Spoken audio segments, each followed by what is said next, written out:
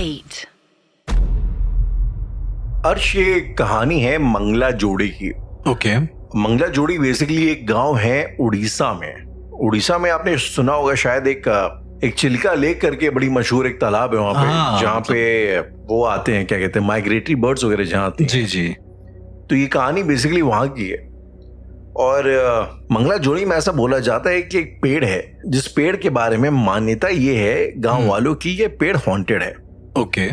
और आप ऐसा समझिए कि उस पेड़ के आसपास ऐसा लोग बोलते हैं कि रात के टाइम में उन्हें कोई स्पिरिट चलती हुई दिखाई देती है।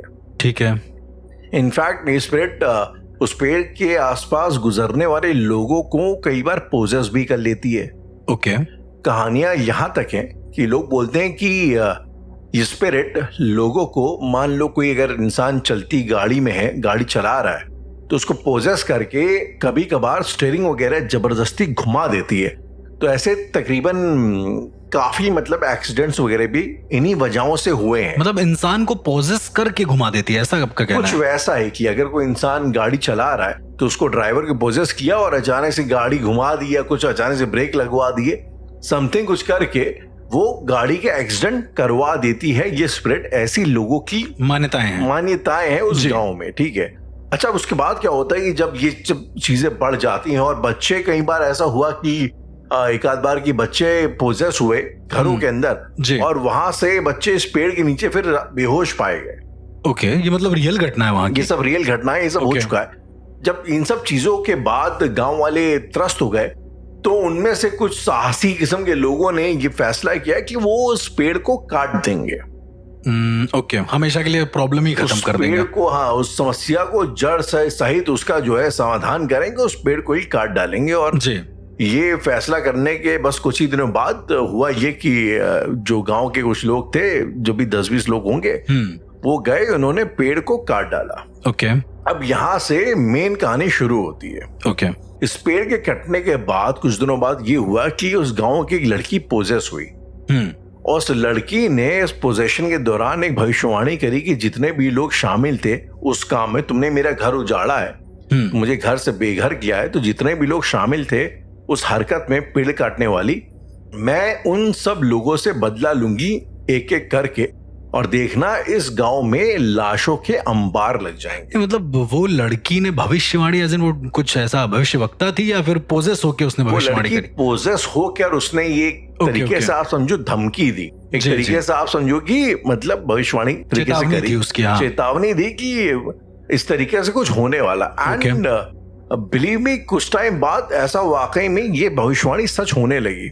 एक एक करके अभी तक का वहां पे उस गांव में 7 लोग मर चुके हैं। मतलब अभी प्रेजेंट डेट तक का? जी, प्रेजेंट डेट तक का वहां पे 7 लोग मर चुके हैं। उस लड़के ने बोला था कि दशहरा से पहले इस गांव में 21 लाशें गिरेंगी। ये जो अपकमिंग दशहरा है उसकी बात कर रहे हैं जी। तो दशहरा से पहले यहाँ पे 21 लाशें गिरेंगी और वहां पे अभी तक का 7 लोग मर चुके हैं। ओके। जो 7वां शख्स मरा था, कहते हैं कि वो खून की उल्टी करी उसने बहुत ज्यादा बेताशा जी, और उसी खून की उल्टी करते करते जो है वो सिधार गया, निकल लिया। मतलब ऐसा कोई पोजेस नहीं हुआ, बट वो खून की उल्टी करके मर गया। अब एग्जैक्टली शायद कोई एक आध पोजेस हुए भी, आई एम श्योर, लेकिन मुझे नहीं लगता कोई पोजेस हुआ। वो अचानक से उन्हें तबीयत उनकी खराब हुई और खून की उल्टियां हुई, और खून की उल्टियां करते करते ही इंसान परलोक सिधार गया। ये जितने लोग मर रहे थे राहुल, 5, 6, 7 जितने भी आपने काउंटिंग बताई है, मुझे ये जानना है क्या सभी एक ही तरीके से मरे हैं, या फिर सबके मरने के जो तरीके हैं वो अलग हैं? इस बारे में अर्श क्लैरिटी नहीं, लेकिन सब मरे हैं तो शायद नेचुरल कॉजेस से ही मरे हैं मेरे ख्याल से। एक तो खून की उल्टी करके मरा है। ओके। एक मेरे ख्याल से और नोन है जिसका शायद से हार्ट अटैक हुआ है या ऐसा कुछ तो भी। अच्छा, मेन बात एक चीज और कि ये जो 7वां शख्स मरा है, इसने मरने से पहले अपनी बहन को ये बताया कि मुझे एक सफेद बिल्ली दिखाई दे रही है जो कि उस पेड़ के आसपास मंडरा रही है और उसको बार बार पलट के देख रही है। मतलब उस इंसान को देख रही है? उस इंसान को पलट के देख रही है, इन अ वे उसको अपनी तरफ आकर्षित कर रही, बुला रही है जी। इस किस्म की उसने बात बताई मरने से ठीक पहले। ओके। तो ये एक तरीके का ट्रॉमा, जो जितने भी वो पूरा गांव है एक तरीके से बड़े सदमे में है। उस गांव में अभी आजकल हालात ये हैं अर्श की शाम को 6 बजे के बाद लोग निकल नहीं रहे हैं। ओके। ये हालात है वहां पे। तो ये एक स्टोरी थी जहां पे एक पेड़ पूरा पेड़ जो है बकायदा हॉन्टेड मान लिया गया कि हॉन्टेड ट्री है, हॉन्टेड ट्री। और and I am pretty sure Harsh की हम सभी ने अपने गांव में जितने भी लोग एक गांव से ताल्लुकात रखते हैं जी, आई एम प्रीटी श्योर उन लोगों ने कभी ना कभी ऐसे किसी न किसी एक पेड़ के बारे में जरूर सुना है जो कि लोगों का ऐसा मानना है कि ये हॉन्टेड है। बिल्कुल राहुल, मतलब बहुत सारे ऐसे गांव हैं जहां पर पेड़ तो ठीक है, हॉन्टेड ट्रीज भी ठीक है। बहुत सारे लोग हॉन्टेड पेड़ की बात करते हैं कि ये हॉन्टेड, इसके अंदर चुड़ैल है या समथिंग ऐसा करके। लेकिन बहुत सारे राहुल ऐसे भी लोग हैं जिनका ये मानना है कि गांव में प्रथाएं भी होती हैं बड़ी अजीब अजीब तरह की, और वो प्रथाएं एसोसिएट होती हैं सीधा आत्माओं से, सीधा उनकी जो एंटिटीज हैं उनसे एसोसिएट होती हैं। ओके, ऐसा मानना है। अब देखिए, मैं बचपन से शुरू करना चाहूंगा। तो बचपन में राहुल होता क्या था कि मम्मी मुझे ना बहुत कम गांव ले जाती थी। तो मैं एक बार उनके गांव गया, तो वहां पर क्या एक बहुत बड़े हनुमान जी का मंदिर है बाय द वे। गांव आपका पूर्वांचल साइड में कहीं पे? जी जी, उधर ही साइड है जी। तो अब वहां पे क्या होता है, मैं क्या देखता हूँ कि मंदिर को बहुत माना जाता है। फिर आप ऐसे एक इमेजिन करो राहुल जी कि बहुत सारी हरियाली है चारों तरफ, बस एक पेड़ है जो बीच में सूखा है, आउट ऑफ नोवेयर। ओके, बड़ी अजीब तरीके से। अब सूखा है, मतलब मैंने पूछा ऐसे ही दीदी, मैंने कहा दीदी इस पे पत्ते क्यों नहीं आ रहे? अब छोटे थे उस समय हम जी। तो उन्होंने कहा कि बेटा इस पे भूत रहता है इस वजह से। मैंने कहा अच्छा ठीक है, रहता होगा। तो उस समय तो इतना कोई इंटरेस्ट था भी नहीं मेरा कि भूत को पकड़ ही लेंगे हम। क्या एज होगी वैसे आपकी? 8-9 साल, इससे ज्यादा नहीं रही। 9-10 साल के आसपास। तो उसके बाद मैं आ जाता हूँ। खैर उसके 10-11 साल के बाद मैं जाता हूँ वापस से। तब तक मुझे इसमें इंटरेस्ट आ गया था, मैं जानने लगा था, चीजें समझने लगा था। By the way, so sorry, लेकिन जस्ट बिकॉज़ की ऑडियंस थोड़ा आइडिया हो, आई थिंक ये शायद आपके लाइफ में तब हुआ था जब आपके बाबा की डेथ हुई, बाबा जी की डेथ हो गई थी। उसके बाद आपको विजन्स आने शुरू हुए थे, तब आपका एक तरीके से इनिशिएशन हुआ था हाँ, सुपर नेचुरल या पैरानॉर्मल में। बिल्कुल। तो राहुल मैं जाता हूँ 11-12 साल बाद वापस। जी, शायद मैं 22-23 साल का रहा हूँगा उस समय पे। तो अब गांव बदल गया, थोड़ा सा रहन सहन बदल गया, लेकिन एक चीज नहीं बदली, वो पेड़ आज भी वैसा ही था। मैंने दीदी को बोला, मैंने कहा चलो हनुमान मंदिर चलते हैं, वो पेड़ भी देख लेंगे जो सूखा रहता था। एक होता ना कि दीदी से बातचीत कर, वैसा वाला फैसिनेशन। हाँ, तो उन्होंने कहा कि बेटा वहां से नहीं चलेंगे, पीछे वाले रास्ते से चलेंगे। वो रास्ता बंद है, ईंटों से बंद कर दिया गया है। मैंने कहा ईंट रखी, हट जाएगी, चले जाएंगे, उसमें क्या दिक्कत है? तो बोली कि नहीं पीछे से ही चलेंगे, तुम्हें पेड़ देखना दूर से देख लेना। वो किसी का बगीचा था या रैंडम एक पेड़ उगा हुआ था खेतों के साइड में? गांवों में क्या होता है ना, बीच में रोड होती है, अगल बगल बगीचे होते हैं, सेम वैसे ही था, बगीचे में पेड़ होते हैं। तो रोड जो थी ना, उस रोड को ब्लॉक कर दिया गया था ताकि किसी का बगीचा था वो? हाँ, किसी का तो था वो प्रॉपर बगीचा। मतलब ऐसा जंगल टाइप का नहीं था? नहीं। उसके बाद फिर हम हनुमान जी की मूर्ति को देखा था। बचपन में मुझे डर लगता था हनुमान जी के मेरे ऊपर ना गिर जाए, बहुत बड़ी सी मूर्ति है। बहुत बड़ी मूर्ति थी। तो मैंने दूर से देखा तो वो पेड़ अजीब सा लग रहा था, और उस पेड़ के नीचे एक बच्चा बैठा हुआ था। ऐसा आपको विजन आया या ऐसा वाकई में था? हेलुसिनेट हुआ। मैं वापस से घूम के दीदी से बोलता हूँ कि दीदी वहां पे तो बच्चा बैठा हुआ है। वो कहती है वो बच्चा नहीं, वो सकरा है। अब मैंने कहा कि सकरा मतलब? कहती वहां पे कोई नहीं। दीदी को भी दिखाई दे रहा था? नहीं, दीदी कह रही वहां पे कोई नहीं है, वो जो तुम्हें दिख रहा है वो सकरा है। ओके। मैंने कहा ये सकरा क्या होता है? इस गांव में क्या है ना कि अलग अलग भूतों को अलग अलग नाम दे देते हैं, और बड़े इंटरेस्टिंगली नाम देते हैं उसका। तो मैंने पूछा उनसे, तो उन्होंने कुछ बताया नहीं घर जाने तक। घर पहुंचने के बाद उन्होंने मुझको बताया कि ये मतलब एक भूत होता है, एक प्रेत होता है, जो उस पेड़ पे रहता है कंटिन्यू, जिसके हाथ पैर एकदम पतले होते हैं राहुल, और जो चेहरा होता है वो एक हाथ के बराबर बड़ा होता है, इतना बड़ा उसका मुंह होता है, और बाल एकदम घुंघराले से और ऐसे ऐसे। मैंने कहा आपने कभी देखा है? उन्होंने कहा एक दिन ऐसे ही रात को हम लोग जा रहे थे तो वहां पे गुजरता हुआ कोई दिखा, बहुत सारे लोगों को उसी ने मारा है। अच्छा, मारा ही है उसको? मैंने कहा मारा कैसे है? तो उन्होंने बोला कि जो भी उस रास्ते से गुजरता है या उस पेड़ को रात में घूरता है, कंटिन्यू घूरता है, ऐसे तो रात चलते नजर पड़ जाए इज अ डिफरेंट थिंग, लेकिन कंटिन्यू उसको कोई घूर रहा है, तो ऐसा कहते हैं कि सकरा जो ईंटें लगे होते हैं ना रोड पे, उन ईंटों को हटा के आता है और इंसान के बाल खींचकर उस पेड़ के पास ले जाके उसे पत्थरों से पीट पीट के मार देता है। पत्थरों से पीट पीट के मारता है? समहाउ पत्थरों से पीट के मार देता है। बड़ी ब्रूटल डेथ होती है उसकी, कुल मिला के ऐसा है। तो मतलब उस गांव में उस पेड़ के नीचे कभी ऐसी कुछ लाशें मिली हैं बहुत बार पत्थरों से मारी गई हैं, बहुत बार, मतलब जिनका निशान वगैरह हैं वहां या जिनका सर एकदम क्रश है पूरी तरीके से, जिनका स्कल एकदम क्रश हो चुका है, वैसा हाँ, बोल रहे हैं। तो मतलब अब घर में हम थोड़ा और ज्यादा बातें करने लगे, तो जो मौसी है मैंने उनसे पूछा कि क्या है, वो बोली उसके बारे में बात मत करो वरना वो आ जाएगा। ऐसा ये वो मुझे स्त्री वाला कॉन्सेप्ट एकदम लगने लगा कि भैया बात करेंगे तो आ ही जाएगा क्या, ऐसा थोड़ी ना होता है। राइट, थोड़ा तो प्रैक्टिकल एक चीज होती है। अब गांव में क्या है, अंधविश्वास राहुल बहुत होता है, तो आप कुछ कर भी नहीं सकते उस अंधविश्वास को खत्म करने के लिए, क्योंकि वो उनका सालों का बिलीव होता है, आप एक दिन में नहीं खत्म कर सकते। तो मैंने मौसी से पूछा एक पर्सनली बैठाल के कि मैं ये ऐसा ऐसा चीजें करता हूँ, रिसर्च के लिए ही सही, मुझे कहानी तो बता दो। तो उन्होंने जो बताया राहुल, वो मेरे लिए बहुत शॉकिंग था।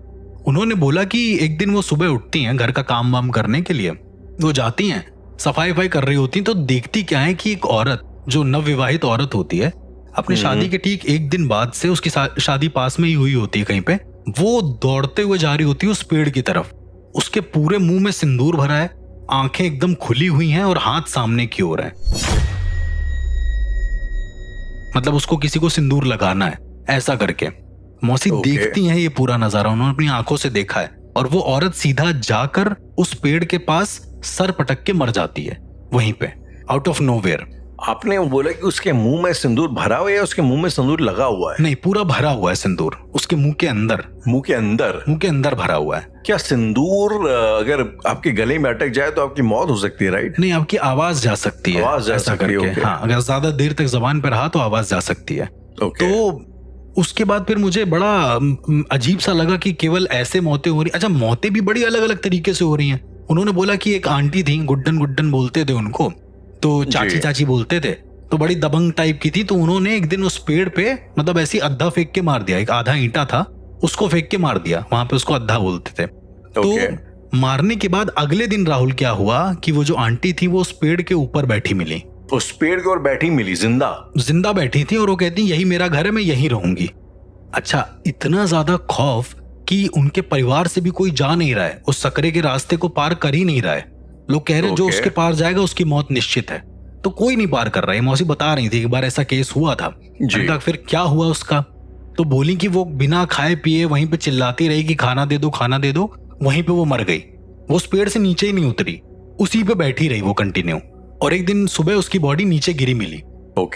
फिर गांव के करीब 17-18 लोग एक साथ मिलकर जाते हैं, बॉडी को लेके आते हैं ताकि उनको कुछ हो ना, और ये ख्याल रखा जाता है कि पेड़ को छुए ना, क्योंकि पेड़ को छू लिया तो दिक्कत है, ऐसा करके। मतलब आप उस पेड़ के आसपास से गुजरोगे तो इतनी शायद दिक्कत नहीं है, लेकिन अगर आप उस पेड़ के फिजिकल संपर्क पे आते हो तब ज्यादा दिक्कत है, बहुत ज्यादा दिक्कत है। खैर, मैंने इतनी सारी कहानियां सुनी मौसी से, मैंने कहा देखो यार, ये तो 90% मुझे फेक ही लग रहा है, कि मुझे ऐसा लगता है कि कोई ऐसा किलर होगा, कोई हत्यारा होगा जो लोगों को खींच के ले जाता है, मार के चला आता है। जो चाची थी जिनकी लाश मिली वहां पे, तो उनकी लाश किस हालात में मिली? मतलब उनकी लाश जो वाज ओके या स्कल वगैरह क्रश था? नहीं, स्कल तो मुंह फटा हुआ था पूरा, क्योंकि मुंह के बल गिरी थी। हाँ, मुंह के बल गिरी थी वो। ऊपर पेड़, ऊंचा पेड़ था। हाँ, ऊंचा पेड़ था, ऊंचे से, और चढ़ी कैसे ये भी किसी को नहीं पता, चढ़ना भी पॉसिबल नहीं है उस पे, तो जहां तक मुझे ऐसा लगता है। और बड़ा आम सा पेड़ है वो, ऐसा कोई हैवी पेड़ नहीं है कि उसको काटा ना जा सके। काटा जा सकता है लेकिन काटा नहीं जाता है उसको। देन इसके बाद मैं जब जा रहा था उस गांव से, तो मैंने सोचा कि लाओ थोड़ा ऐसा करते। अच्छा, उस समय क्यूरियोसिटी बहुत होती थी, तो मैंने एक छोटा सा टुकड़ा उठाया ईंटा का और उस पे फेंक के मार दिया उस पेड़ पे जोर से। मतलब गली क्रॉस नहीं करी मैंने, वहीं से फेंक के मार दिया। खैर, मैं बच के आ गया, मुझे कुछ हुआ नहीं। लेकिन मुझे ऐसा लगता है कि ये लोग जो, अच्छा, एक और बड़ी इंटरेस्टिंग चीज है कि वो लोग खाना वाना रख के चले आते हैं। मतलब एक हफ्ते का पूरा खाना आप सोच रहे हैं एक इंसान के लिए रख के चले आना। मुझे ऐसा लगता है कि वहां पर कोई इंसान है जो अभी भी ये सब जो हरकतें हैं वो कर रहा है। तो गांव वाले जो है वो खाना रख के चले आते हैं वहां पे ताकि वो कुछ करे ना। और एक्चुअली में कुछ नहीं होता, सुबह शाम दोपहर का खाना रख के आते हैं और बड़ी सरप्राइजिंगली तरीके से कोई ले भी जाता है उसको। अब कोई रहेगा नहीं, डर के मारे कोई जाएगा नहीं, देखेगा तो कोई तो ले ही जाएगा ना उसको।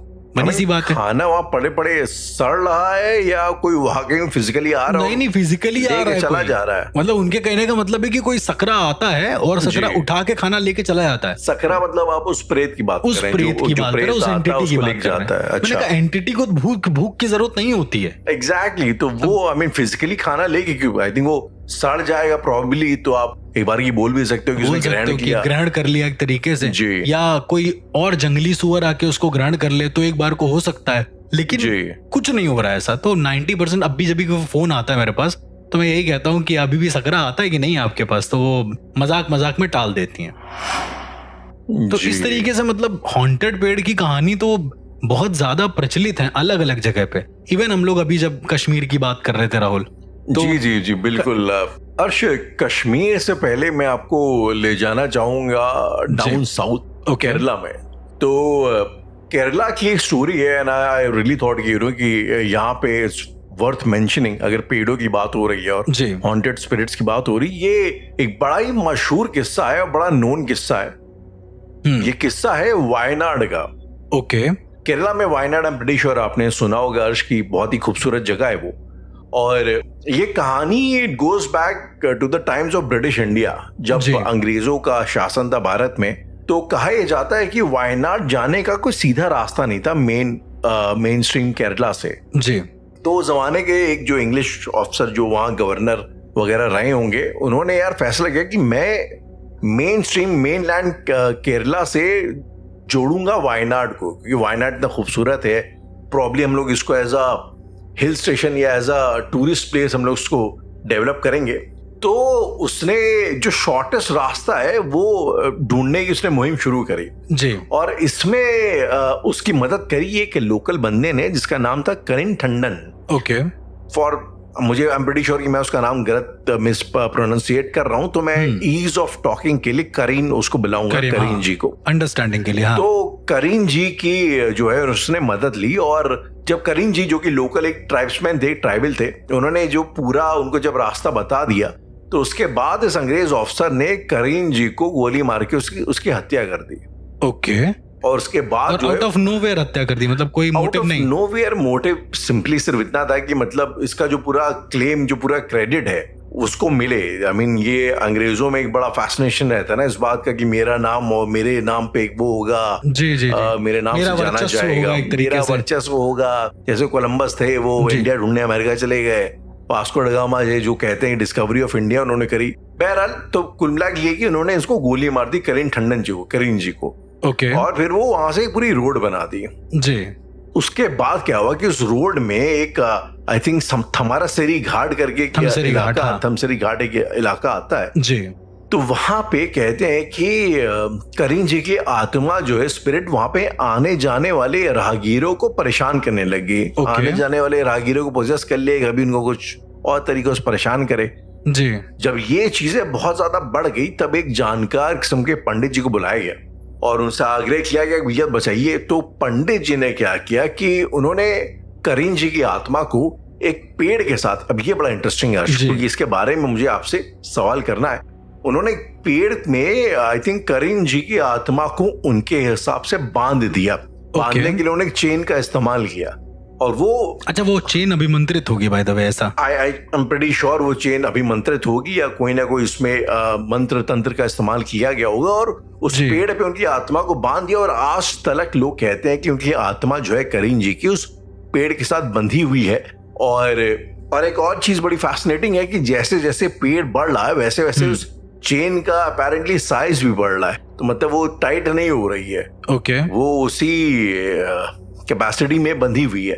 तो ये बड़ी स्ट्रेंज और एक इंटरेस्टिंग सा किस्सा है जो वायनाड में क्या पूरी इंडिया में बड़ा मशहूर है, थमारासेरी घाट के बारे में, उस इंसिडेंट के बारे में जी। तो जब ये मैं स्टोरी पढ़ रहा था तो मुझे याद आया कि जो मुंजिया वाला जो हम लोगों ने केस डिस्कस किया था, जिसमें आई थिंक मोर लेस, अगर किसी ने मुंजिया ना देखी हो तो आई एम स्पॉयलर्स अलर्ट, लेकिन उसमें कुछ ऐसे कॉन्सेप्ट होता है कि एक मुंजा को एक पेड़ के साथ बांध दिया जाता है और मतलब बांधा नहीं जाता राहुल, ऐसा कहते हैं कि जो मुंजा की अस्थियां हैं वो उस पेड़ के नीचे गड़ी होती हैं, ऐसा कुल मिला के वो उसको वहां पे एक तरीके से नजरबंद कर दिया जाता है उस पेड़ पे जी, प्रतिबंधित कर दिया जाता है, प्रतिबंधित कर दिया जाता है जी। राहुल जी, ये जो प्रतिबंधित करना है आत्माओं को पेड़ से बांधना का जो एक प्रोसीजर है ना, ये एक्चुअली में रियल होता है। ओके, मैं यही पूछना चाहता था, क्या ये एक एक्चुअलिटी में कॉन्सेप्ट है? हाँ बिल्कुल है। मतलब मैंने आपको देखिए मुंजा में भी बताया है कि वहां पर एक पेड़ के नीचे एक अस्थियों को गाड़ दिया जाता है, क्योंकि ऐसा कहते हैं कि पेड़ों की जो उम्र है वो बहुत ज्यादा होती है, मतलब उनका जो जीवत्व होता है वो ज्यादा होता है आम इंसानों से, ऐसा कहते हैं। ऑब्वियसली, बट नेचुरली, हाँ। तो ये नेचुरल है, तो उसमें हम किसी भी तरह की चीजों को कैद कर सकते हैं। इवन इन मुंजा मूवी, मतलब ऐसा आप देखेंगे एंड में क्या होगा कि वो मुंजा अंदर जा रहा है, राइट, पेड़ के अंदर चला जाता है। हमने साथ में देखी थी शायद मूवी, राइट। तो मतलब पेड़ों के अंदर अभिमंत्रित करके कैद करना ये बहुत पुरानी ऋषि परंपरा है, जो मैं आपको बताने वाला हूँ। ये होता चला आया है। इवन कुछ ऐसे लोग भी होते हैं राहुल, जो बड़े बड़े प्रेतों को, जो प्रेत किसी से काबू नहीं होते हैं जी, उनको उनका घर देने का वादा करते हैं। उनको कहते हैं कि मैं तुम्हें एक जगह रख दूंगा, पर तुम्हें मेरे काम करने होंगे। अच्छा, कभी कभी आत्माओं को भी स्टेबिलिटी चाहिए होती है, एक ये भी सिनेरियो है। उन्हें भी कभी कभी एक घर चाहिए होता है रहने के लिए, एक स्थान चाहिए होता है। कुछ ऐसे मतलब तांत्रिक होते हैं जो प्रेतों को पकड़ के स्पेसिफिक लाते हैं और किसी पेड़ में बांध देते हैं और कहते हैं कि इस समय पर मेरा काम करो और ये तुम्हारा जो समय होगा ये तुम्हारे लिए होगा, ये फ्री होगा। वो इस तरीके से भी काम करते हैं। तो मतलब इतना ज्यादा ये जो एक पूरा सिनेरियो होता है ना, तांत्रिकों को पकड़ना फिर आत्माओं को उसमें डाल देना, तो मेरा ऐसा मानना है कि जो आत्माएं होती, बुरी आत्माएं होती हैं, यदि आप एक सात्विक तरीका भी सीख लें तो उससे आप पेड़ के अंदर उसे डाल सकते हैं बहुत आसानी से। सुनने में थोड़ा अजीब लग रहा है, आप खुद भी एक पैरानॉर्मल एक्सपर्ट बन सकते हैं। तो मुझे लग रहा है मैं काफी हद तक बन भी गया हूँ। बिल्कुल, मतलब ये एक विल पावर होती है। मतलब इस विल पावर में बेसिकली क्या होता है कि कई सारे ऐसे मैंने लोगों को देखा है जो घर में अपने हवन कर लेते हैं, खुद ही कर लेते हैं, उनका हवन भी सक्सेसफुल हो जाता है। स्वसिद्ध साधक बेसिकली ऐसा करके। तो अब सिनेरियो ये होता है ना राहुल कि बहुत सारे लोग ये समझते हैं कि आपको पैरानॉर्मल एक्सपर्ट होना जरूरी है। ऐसा कुछ नहीं है। अगर आप एक सात्विक प्रोसीजर, सनातन के प्रोसीजर्स को भी फॉलो कर रहे हैं तो भी ऐसा कहते हैं ना कि अब जैसे बरगद का पेड़ है तो बरगदाही क्यों होती है, पूजा होती है बरगद के पेड़ की, राइट जी। तो कोई भी चीज पवित्र या अपवित्र हम खुद बनाते हैं, मेरा ऐसा मानना है। यदि आप पेड़ एक हॉन्टेड है तो आप उसी पेड़ को पवित्र भी कर सकते हो। ये मेरा अपना पर्सनल एक व्यू है कि इस तरीके से भी किया जा सकता है। अर्श, ये जो आपने बताया मुझे, ये तो मुझे कुछ वैसा लग रहा था जैसे शायद जो हम लोग एक एपिसोड में बात कर चुके हैं, एक छलावा टाइप का, या आप कह लो एक माया जाल, या आप कह लो एक इंद्रजाल टाइप का।